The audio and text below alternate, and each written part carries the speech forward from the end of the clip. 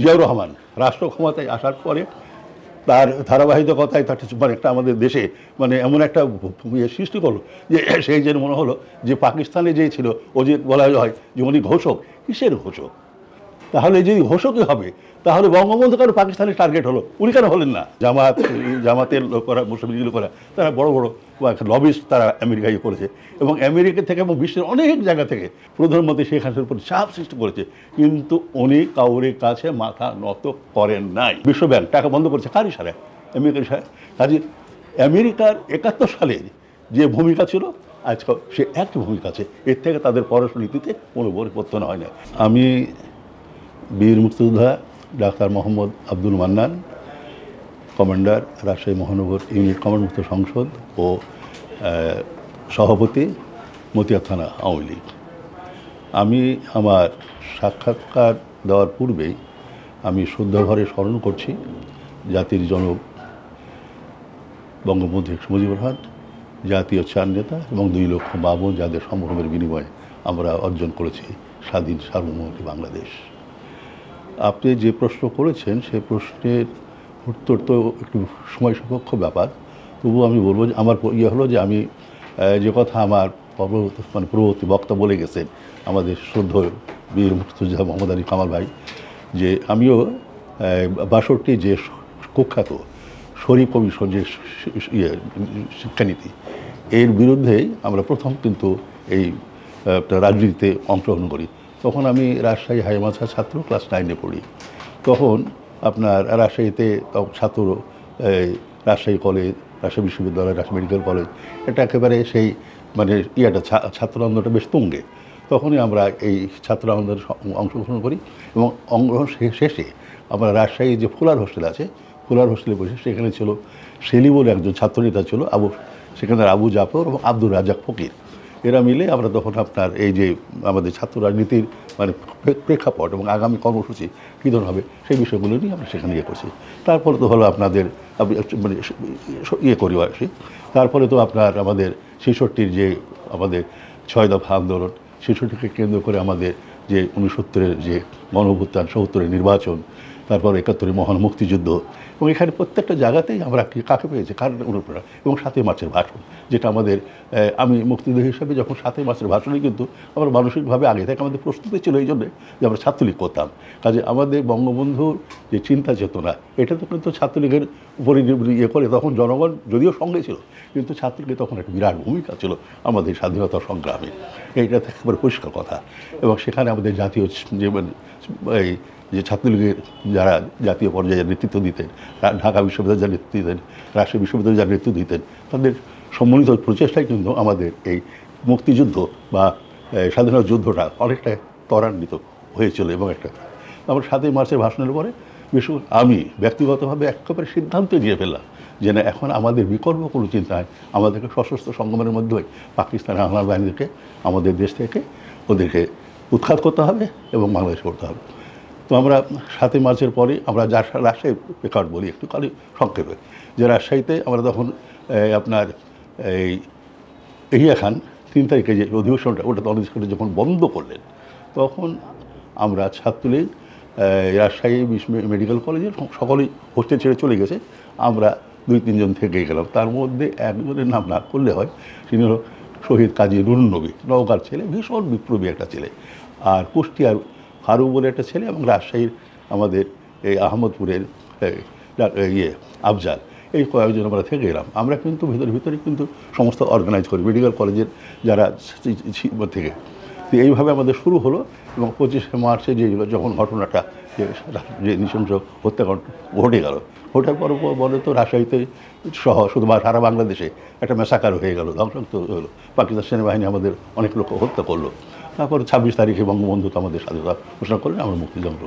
এবং আমি যে কথা বললো যে আমরা মুক্তিযুদ্ধে প্রথমে আমরা গিয়ে আপনার আমি আনলাকিলি আমি কিন্তু মালদা গিয়ে আমি হলাম, যদিও আমার থাকার কথা ছিল আমাদের এই লালগোলা বহন করল, কিন্তু আমি আনলাকিলি আমি গোলবাগানে গেলাম ক্যাম্পে, ওখানে ডাক্তার হিসাবে দায়িত্ব বেশি পালন করছি। যে কথাটা ফিরে আসি, যে বঙ্গবন্ধুর যে হত্যাকাণ্ড বা জাতির সঙ্গে এর পিছনে আমার দৃষ্টিকোণ থেকে হলো যে এর পিছনে আমেরিকা এবং পাকিস্তান এবং এর সঙ্গে আমাদের দেশীয় কিছু যারা চক্রান্তকারী যারা যারা প্রথম থেকেই আমাদের স্বাধীনতার বিরুদ্ধে আমাদের মুক্তিযুদ্ধের বিরুদ্ধে যারা অবস্থান নিয়েছিল তাদের একটা বিরাট ভূমিকা ছিল তারাই বঙ্গবন্ধু। এবং এটা একটা কথা হলো যে তখন এই আর্মিতে একটা ভুল ধারণা সৃষ্টি করা হয়েছিল এইভাবে যে রক্ষী বাহিনী প্যারালাল টু আর্মি, হ্যাঁ, যে বঙ্গবন্ধু রক্ষী বাহিনী করেছে এবং তাতে হবে কি সেনাবাহিনীর ওদের মান মর্যাদাটা ক্ষুণ্ণ হবে, এরকম একটা মানে অপপ্রচার করতে হবে একটা তখন ছিল। এবং এরই ফাঁকে কর্নেল ফারুক এবং কর্নেল এই আমাদের যাকে ফাঁসি হলো রশিদ, আচ্ছা, এই দুইজন কিন্তু এই বঙ্গবন্ধুর হত্যাকাণ্ডের 1 থেকে 1.5 বছর আগে তারা কিন্তু বিভিন্ন সময়ে তাদের আর্মির যে প্রোটোকল বা নিয়ম নীতি মানে ভেঙে তারা কিন্তু ভারত মানে আমেরিকান অ্যাম্বাসিতে তারা অনেকবার দেখা করেছে এবং তারা ভারত বিরোধী কথা বলেছে যে ভারত যে কোনো সময় আমাদেরকে আক্রমণ করতে পারে, কাজে আমাদেরকে অস্ত্র দেওয়ার একটা বিষয়টা ছিল, হ্যাঁ। তো এই পিছনে কিন্তু মূল মাস্টার মাইন্ড ছিল জিয়াউর রহমান। যেমন জানতেন এই বিষয়গুলো, কিন্তু জিয়াউর রহমানকে আমাদের আর্মিতে আপনার প্রধান সেনাপতির পরে উপপ্রধানের কোনো প্রভিশন ছিল না, কিন্তু বঙ্গবন্ধু কত সদয় ব্যক্তি ছিলেন যার জন্য একটা উপপ্রধানের পদ সৃষ্টি করেছেন এই জন্য, এই জিয়াউর রহমানের জন্য, হ্যাঁ। সেই জিয়াউর রহমানেরই শেষ পর্যন্ত আমার বঙ্গবন্ধু হত্যার পিছনে তার একটা বিরাট ভূমিকা ছিল, হ্যাঁ। যাও, তো বঙ্গবন্ধুর হত্যার পরে যে ঘটনা ঘটলো যে সেটা হলো কি যে আমাদের কাছে মানে সবথেকে বড় দুঃখ বিষয় হলো কি যে আমাদের যারা আমরা বঙ্গবন্ধুর যারা পাশে ছিলাম তারই একটি অংশ এবং যে কথা আমার বলেছে যে জাসদের একটা সেখানে বিরাট একটা ন্যাক্কারজনক ভূমিকা ছিল, হ্যাঁ।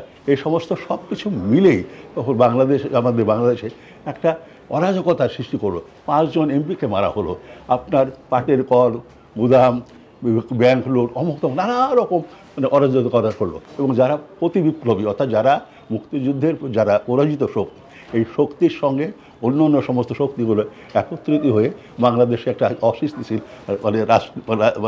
এবং এর মধ্যে কিন্তু বঙ্গবন্ধু যে কথা বলেছেন উনি কী বলেন যে আমি 3 বছর আমাদের কিছু দিতে পারবো না, কিন্তু 3 বছরের মধ্যে দেখেন 1 বছরের মাথায় উনি কিন্তু একটা সংবিধান করলেন।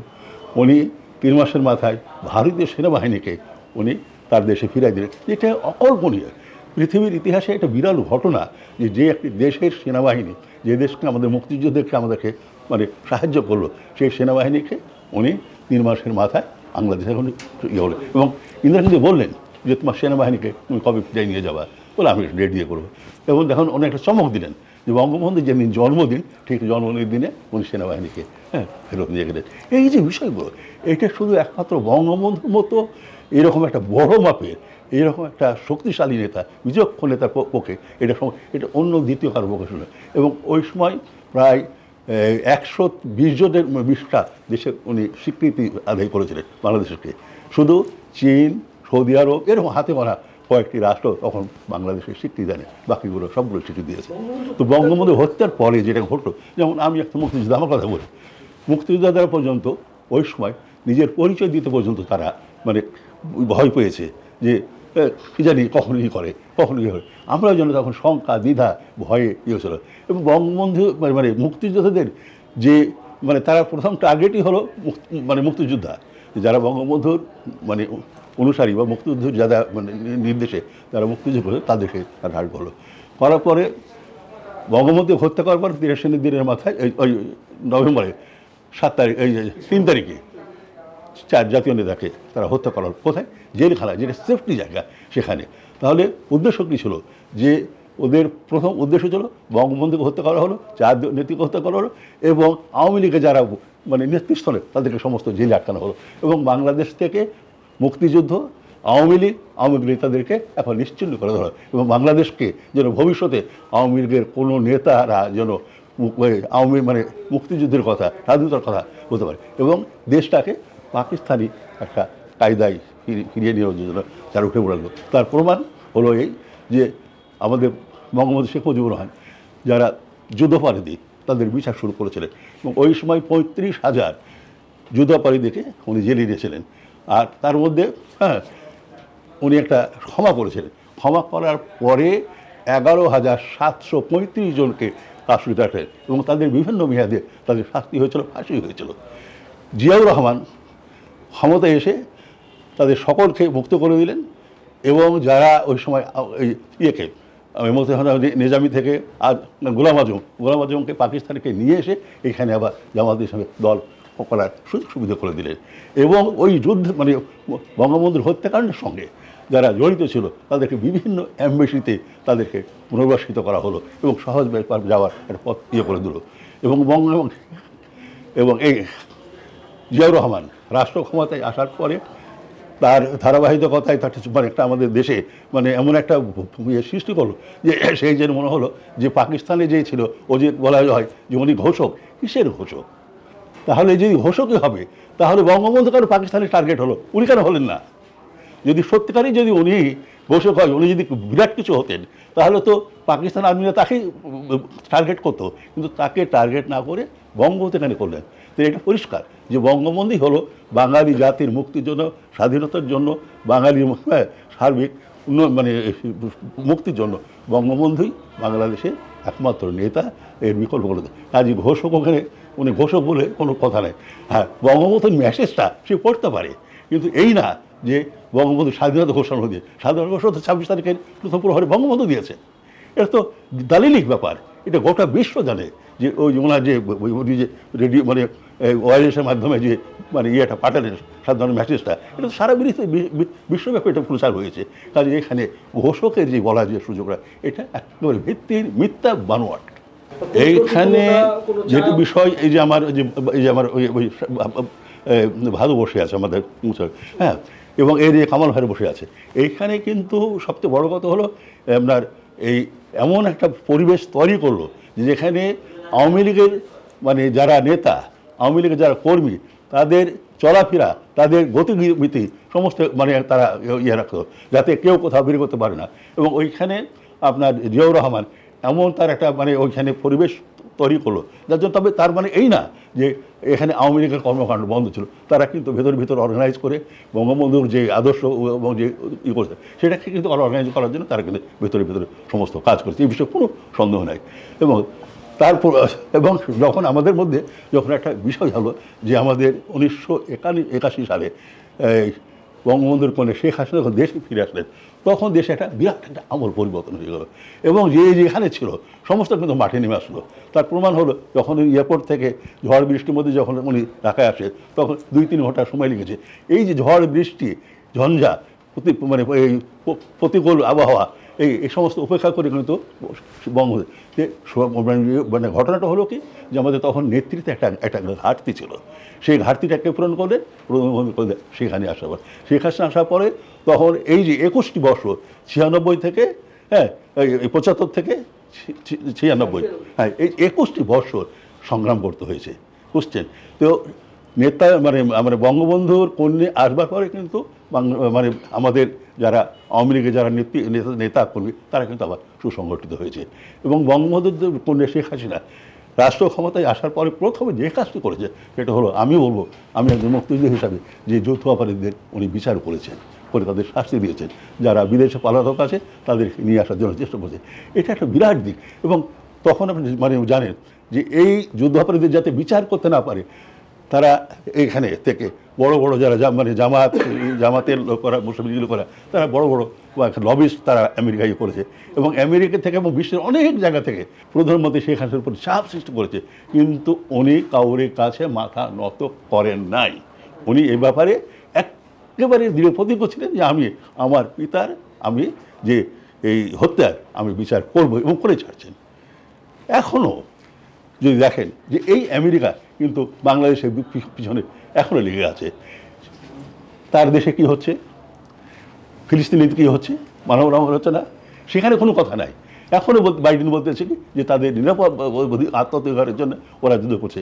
আমাদের দেশে হ্যাঁ যেগুলো এখানে কি তেল দিতে হবে, গ্যাস দিতে হবে, ওই পোর্ট দিতে হবে, এগুলোও যদি অর্থাৎ অন্য যেখানে ঘাঁটি আছে সেখানে ঘাঁটি, বঙ্গবন্ধু ঘাঁটি অ্যালাউ করেন নাই, তার কন্যা শেখ হাসিনা, সেও বলেছে যে আমার দেশের গ্যাস 50 বছর মজুদ রাখে, অতিরিক্ত যদি গ্যাস থাকে তাহলে আমি দেবো। তারপরে কি বললেন যে এই আমাদের যেটা সমুদ্রের ওখানে, সেখানে তারা কি করতে চায়, ঘাঁটি করতে চায়, কিন্তু বঙ্গবন্ধুর কন্যা সেটা করে, যার জন্য বঙ্গবন্ধুর কন্যাকে টার্গেট করছে না। এই পদ্মা সেতু, বিশ্বব্যাংক টাকা বন্ধ করছে কার ইশারায়? আমেরিকার ইশারায়। কাজে আমেরিকার 71 সালের যে ভূমিকা ছিল, আজকে সে একই ভূমিকা আছে। এর থেকে তাদের পররাষ্ট্র নীতিতে কোনো পরিবর্তন হয় না। বাংলাদেশের যে উন্নয়ন, বাংলাদেশে যে এত কিছু হয়েছে, এটা কিন্তু তারা বিস্মিত হয়েছে। তারা স্বীকার করেছে যে শেখ হাসিনার মানে বঙ্গবন্ধুর মধ্যে শেখ হাসিনার পক্ষেই তার দূরদর্শিতা, তার বিচক্ষণতা, তার সাহসিকতার কারণে বাংলাদেশ আজকে এই জায়গায় চলে এসেছে। কাজে আমরা যারা মুক্তিযোদ্ধা, অন্তত এই বয়সে হলো, আমরা খুব আপ্লুত, আমরা খুব আনন্দিত, আমরা খুব মানে উজ্জীবিত এই জন্যে যে বঙ্গবন্ধুর কন্যা দেশে চালাচ্ছে এবং পরপর 4টে টার্মে আজকে বাংলাদেশের যে উন্নয়ন, বাংলাদেশের যে মানুষের ভাগ্যের পরিবর্তন, এটা কিন্তু আমাদের মুক্তিযোদ্ধাদেরকে বেশি বলবো যে আজকে আমাদেরকে 20,000 টাকা সম্মানী দেওয়া হয়, আমাদেরকে রাষ্ট্রীয় মর্যাদায় আমাদের দাফন কাফন করা হয়, আমাদের চিকিৎসার জন্য, আমাদের শিক্ষার জন্য, আমাদের আমাদের ছেলে মেয়েদের চাকরির জন্য তারা কোটা করে দিয়েছেন। এটা কিন্তু তাহলে কত পরিবর্তন! যেখানে জিয়াউর রহমানের সময়, খালেদের সময় আমি মুক্তিযোদ্ধা, আমি পরিচয় দিতে পারি না, এখন আমাদেরকে শেখ হাসিনা আমরা যা চেয়েছি তার চাইতে বেশি বেশি উন্নয়ন দিচ্ছে, যার জন্য আমরা বলি যে আমাদের ঠিকানা শেখ হাসিনা, শেখ হাসিনা। কাজে শেখ হাসিনাই হলো আমাদের একমাত্র সঠিকভাবে আমাদেরকে নিয়েছে, বাংলাদেশ সঠিকভাবে চলতেছে। কাজে আমরা তার পিছনে আছি, তার পিছনে থাকবো আজীবন যতদিন আমরা বেঁচে আছি, এবং বাংলাদেশ পৃথিবীর ইতিহাসে একটা বীরের জাতি হিসাবে তারা আমরা বেঁচে থাকতে চাই। এবং সেই পথটাকেই দেখাই দিয়েছিলেন বঙ্গবন্ধু, তার পথ অনুসরণ করতেছে শেখ হাসিনা, সেই অনুসরিত পথে আমরা এগিয়ে যাব। এটাই হলো আমাদের আশা, ভরসা, প্রত্যাশা।